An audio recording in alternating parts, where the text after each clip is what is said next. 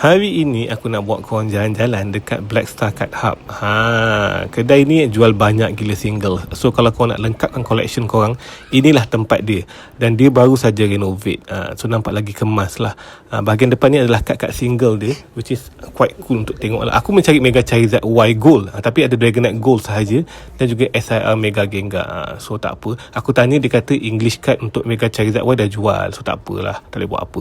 Ini ada koleksi Darkrai. Aku suka tengok koleksi macam ni sebab dia ke semua kad Pokemon tersebut tau. Kita pergi ke bahagian Japanese, dan bahagian Japanese hanya ada Gold, Lucario dan juga Gardevoir. Dia cakap dia pun dah jual dah. So memang Mega Charizard Y tak ada. So kalau tak ada nak beli, kita buat apa? Kita cari sendiri. Kita buka Ascended Heroes. Kita ada Deluxe Spin Collection untuk dibuka lah. So kalau kau buka Deluxe Spin Collection ni, kau akan dapat 3 promo card starter daripada game Legends lah, Legends ZA, Totodile, Tepig dan juga Chikorita. Kad-kad ni adalah kad yang sama dalam set tu. Dan juga ini adalah pin dia, comel gila. Dan ada 5 pack untuk dibuka lah. So kalau korang tak tahu, Black Star Card Hub akan menyambut ulang tahun pertama dia 18 April ni, which is dah dekat dah sebenarnya. So dia mungkin akan membuat sesuatu yang special waktu hari tersebut. So check it out, dia punya Instagram. Kau boleh follow Instagram diorang. Dan alang-alang follow Instagram diorang, jangan lupa untuk follow Instagram aku sekali. Kita support konten sikit. Sebab aku jarang post kat IG tau video-video unpacking ni. So apa salahnya korang support aku jugalah kan.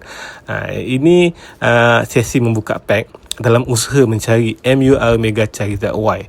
Tapi nampak gaya dah buka 3-4 pack ni pun nampak tak keluar-keluar juga. Yang kelakarnya, pack keempat ni ada Mega Pokemon, tapi Mega Pokemon yang sama keluar tadi, iaitu Mega Electros. So dapat duplicate daripada box yang sama. Aku tak tahulah apa yang boleh dibuat. Sama ada aku nak kena beli singles atau membuka pack, itu lain cerita. Itu kita buka konten kat YT channel aku. So ini generally hit yang kita dapat daripada 5 pack tersebut lah. So tak apa, kita move on. Nanti kita cari kat single tersebut. Dan kau boleh check it out kedai ni dekat PJ. Dia orang juga buyback dan terima trade in. So next time mungkin kita buka yang ni. Ada siapa nak belanja? Pokemon Center Hiroshima. Ada Gyarados.